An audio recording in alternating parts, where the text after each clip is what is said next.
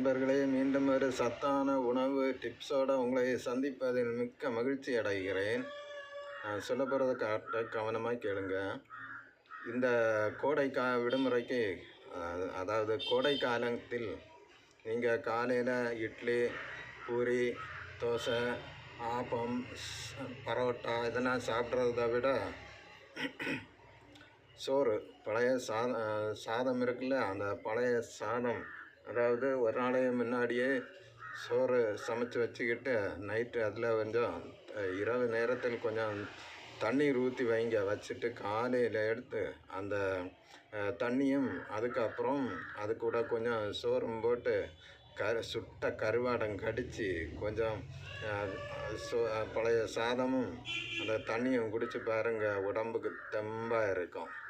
Try பண்ணி பாருங்கள். பழைய சாதத்தில் இன்னும் நிறைய வழியில் சாப்பிட்றதுக்குள்ள ஐடியா இருக்குது. எல்லாம் நல்ல டேஸ்ட்டாக இருக்குது. நாளைக்கு அடுத்த டிப்ஸில் வரேன், சரியா? இதே டிப்ஸ் தான், ஆனால் கொஞ்சம் வித்தியாசம். ஓகே, பாய். பிடிச்சிருந்தா லைக் பண்ணுங்கள், பிடிக்கலன்னா கமெண்ட் பண்ணுங்கள், சரியா?